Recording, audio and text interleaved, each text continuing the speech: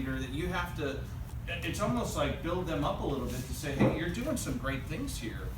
Even though, again, that national media is more negative in context. I'm sorry, said she also started to put people in buckets, you know. These are the 25% that are really good, here's the 15% that are not so good, so a little bit like Jack Welch did, just putting people in buckets, so that's what we're saying. Maybe she was trying to get some of those people to hear, hey, you're in the second bucket, so you're not so good to me. But at the same time, she was also giving people bonuses so that they would stay. So, and then that disenchanted other employees that were like, wait, where's my bonus? Am I not important? So that's what we struggled trying to decide how much of this was a problem or how much of it was the media just blowing things out of proportion. And there's a place where this may be a greater millennial challenge for us as the boomers start to head out. Marissa Meyer just accelerated to the top. She was a CEO essentially in her late 30s. And so having read a lot about her before even this session, I think she missed steps in her development, as like a manager, a senior manager, a director, that she could have sort of relied on a little bit better when she became a CEO, but she does not have those experiences. And so managing an executive team, being able to leverage their talents and providing a mission and trusting that they're going to execute that mission are challenges that she has. And I would just say from the strengths point of view, well, we don't know exactly what strengths and talents she has, but they're definitely maximized and strengths on steroids, right? She's very much an outlier in her extreme. One who works 130 hours a week is not your everyday normal person. So just thinking about what her talents might be, that they're definitely to the extreme. So we talked about two aligned and processes that motivate change that are very much related. One, that internal focus of executive leaving the organization, a culture that's maybe not aligned across the organization or aligned with what she has brought in from Google, right? They're trying to create a Yahoo culture, not Google culture number 2. And that's a serious internal issue to work through. And again, lots of information out there about that kind of issue or challenge within the organization. So how do we support her efforts to eliminate those issues or challenges? But then also, right, she's got a lot of serious competition in the marketplace. And there's comparative companies that are advancing quickly in the world of people practices and best companies to work for.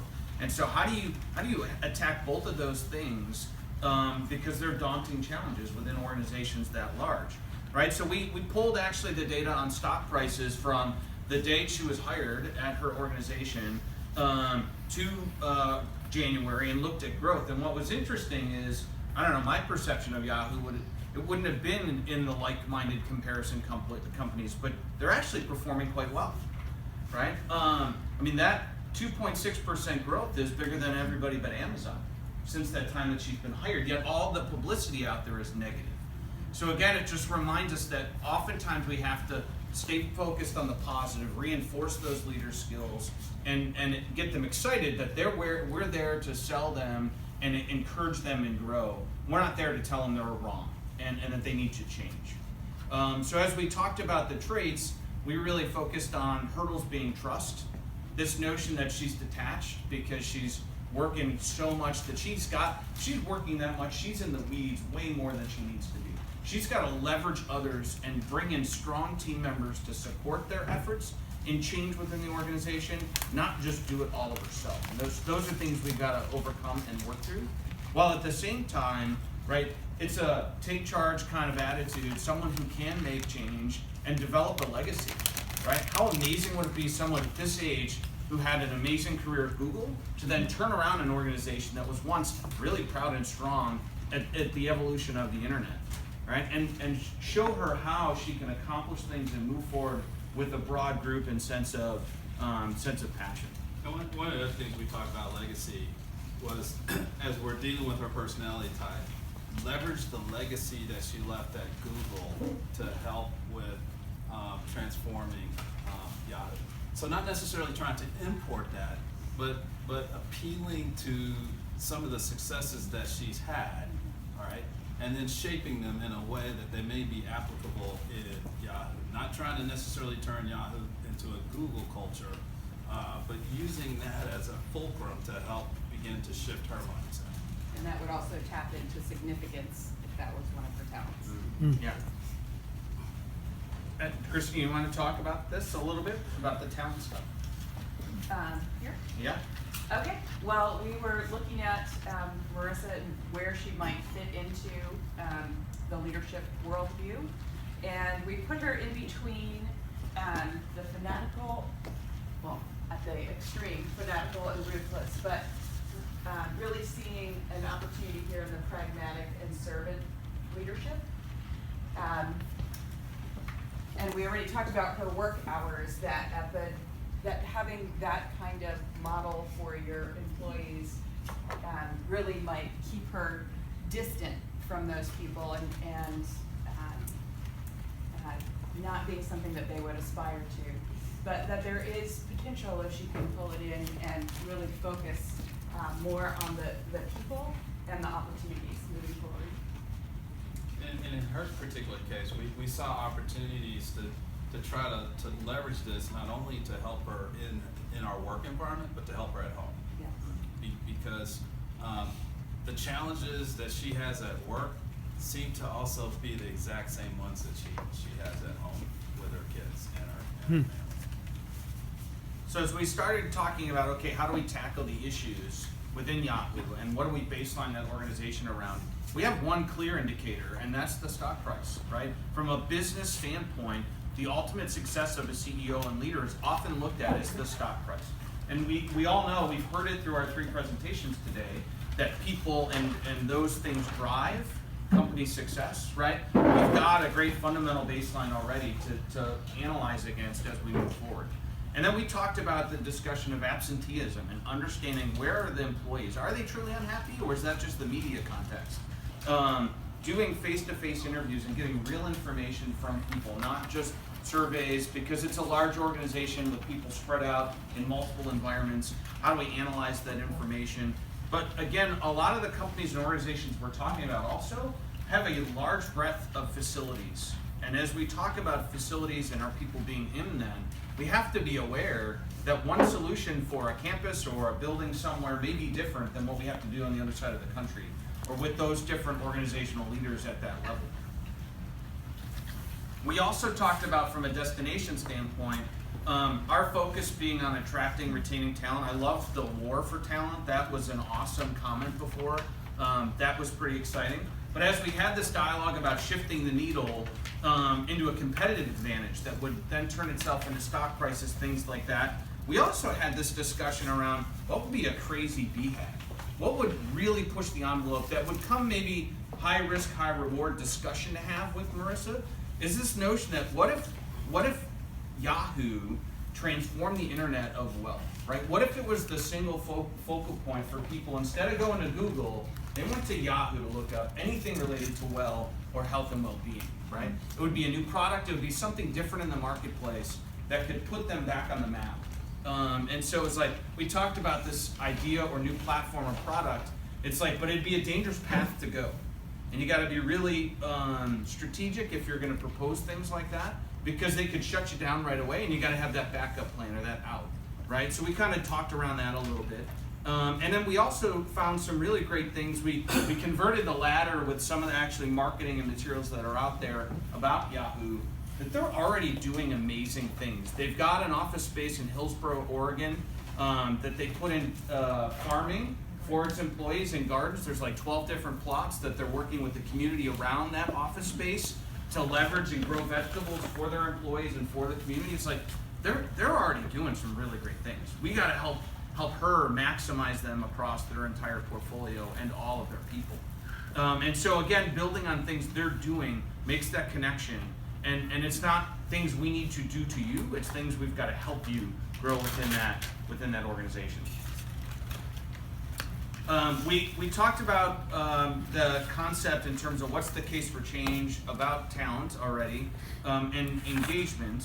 And we think there's something really powerful in that the case for change is to get to that firms of endearment, right? Right now, their biggest competitor and her former employer, Google, is like the company everybody talks about in terms of culture.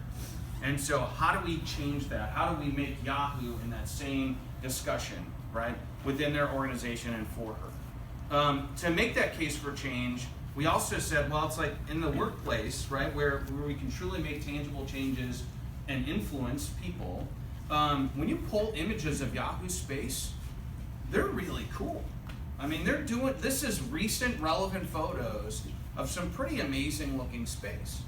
But we also then said, well, yeah, it looks cool, right? But does fun work environments equal health and fitness, right? Or does cool equal health and fitness?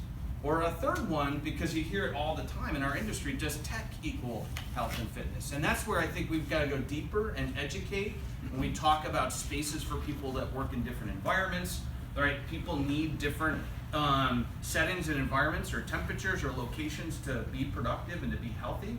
Yeah, they look really cool, but is that functional for all of your employees and your staff? Because we oftentimes confuse those scenarios of cool, fun-looking stuff with productive and healthy work environments. So we talked about she's paying incentives. She's essentially bribing her people, her good people, to stay. And so when you talk about morale, is that about getting the perks? Is that about the benefits, or is that really about how do people really feel about the contributions that they're making and where their company sits? And Chris talked about the great things that they're doing, right, from an external standpoint. Is that perception shaped by media, or is there a disconnect between her being able to really articulate to her team what they really are doing and what they're already accomplishing and how they could go further? So that's that detachment part, where she may not be totally connected with where her workforce is. And I'll just also say, tying that back into the talents, I see her a lot here in the bottom too, the trailblazer, but probably with maybe some maximizer in there. But where I don't see her is here in the blue. And we call that clueless blueless. So the people who, that's the connect talent, right? And if you don't have blue talents, you probably recognize this in yourself, that you might need other people to help you get cues about, oh yeah, that person doesn't really want to talk to you so long, or things like that. So just interesting, because she doesn't seem to be connecting with her people. She has very probably smart goals, thinking about financial goals and strategy, but probably not the healthy side of building relationships and building a team and motivating them forward. The other thing about the environment, so at Google, they really want people to come in and work at Google so that they design the space so that they clash into each other and they work together creatively, come up with ideas. Otherwise, their engineers are going to just like sit at the computer and work.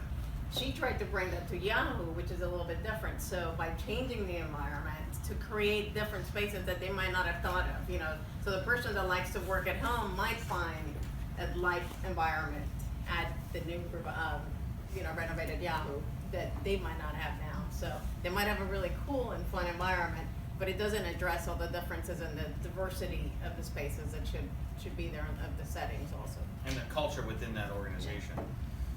So from a tool standpoint of how we get there, I love what the Kaiser Permanente group is doing. And so we talk about this fishbone idea, and it's this notion that there are tremendous opportunities and changes both in physical environment that affect employee productivity, but there's the intellectual property within that organization, and how do we maximize that from a health and well-being standpoint. And it's like, they're also a company that produces products and technologies, and so how do those things align with changes we can influence or support within the organization? And so as we study and analyze, it's like creating lots of different discussions and dialogues, and work with Marissa to figure out where do we focus our attention, where can we make the biggest impact, so we get them to be her ideas, not our ideas, right?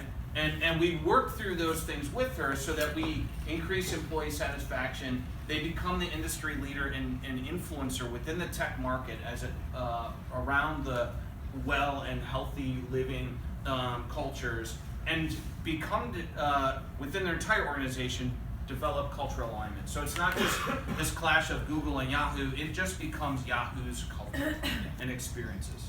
So, you know, he put this in, I stayed away. I didn't want to steer us down towards any type of solution, but, you know, 2 tools that help you get to this.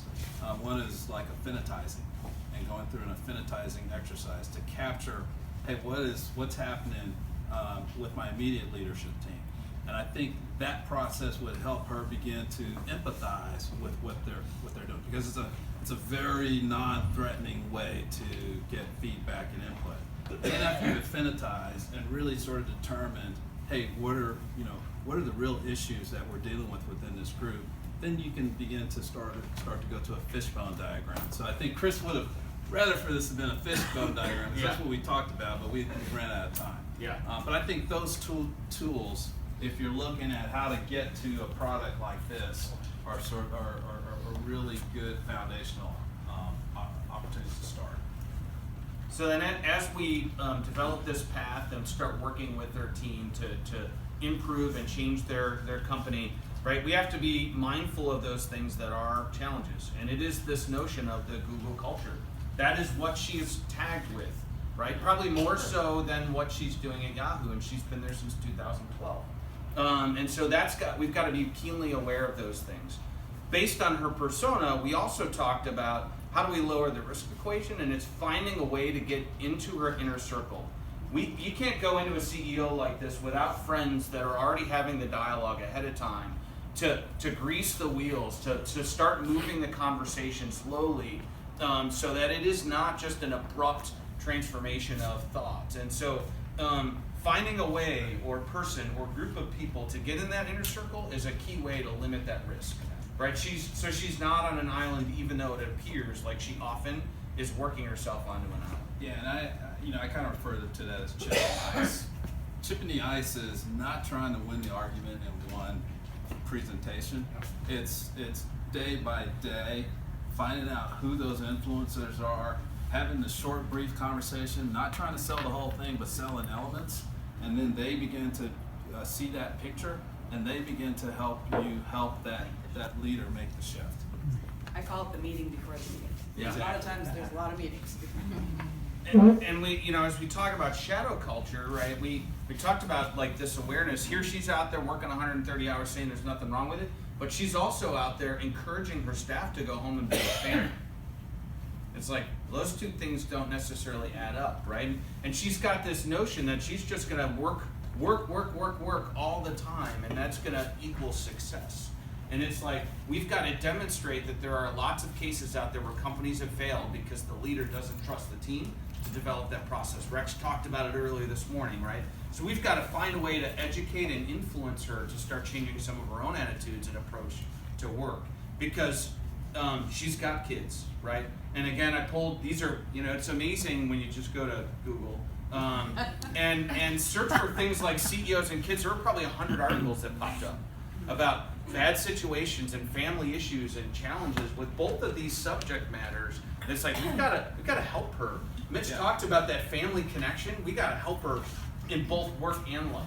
So that holding CEOs accountable for their bad parenting just really resonated with me, because I think it is about you keep hearing me talk about empathy.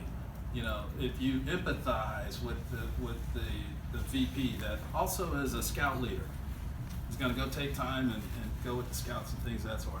And I love, my boss would take off for a week and go on a church retreat. And so as a VP in a company, here's a guy that's demonstrating that he's human, right? And so it sends the message to me and the rest of my team, it is okay to take time out. And those opportunities to recharge your batteries, engage with the greater community, give you greater value within the company, as the company's trying to understand what does the community need to get to the next place. She's losing a lot of those opportunities because she's just focused on the here and now and being in that office 130 hours a week. Yeah, and getting around that hypocrite notion, right? It's the if you're not walking the walk, right, or the don't do as I do, but do as I say attitude. We got to break through those things with this organization to make change, right? So then we kind of conclude with that. What is the new reality, right? It's the Yahoo helping you find well-being, right? It is the internet, the Internet of Things, all things related to well and healthy living and changing your environment, right? People would say, I want to go to Yahoo to find my whatever it is associated with wealth. But it's also that discussion of, Yahoo's stock price doubles while their competitors stay close or just slightly bump up, because that is where the rubber meets the road in terms of CEO and a corporation being successful from a financial standpoint. But then we kind of said, well, what if Yahoo, right, creates an online well report card that it started with its own staff that's transforming the market as it beats out Google on Fortune's best companies to work for? That would be game changing. That would show that she's successful. It would take her from an accomplishment standpoint. It would talk to her spirit of being successful as a woman in that organization from a company that was really struggling, right? And when we kind of changed the report card to just have a variety of things, but it could be very holistic in terms of stress and sleep and productivity and preventative visits to the doctor. Those report cards could be amazing on an individual basis, right? Anything to add there, guys? Good. Okay. So then the 5 years, she's probably the CEO of AOL, another struggling technology company that needs to come back from the dead. I think, we looked at it as, you have this incredible ability. You've already reshaped Google. You would have turned around Yahoo. You've got AOL. You would have essentially almost recrafted how people think about the web as a whole, hitting those three companies. And so hopefully that would appeal to the achiever in her and the accomplishment in her to sort of buy into this. Excellent. Great job. Let's give them a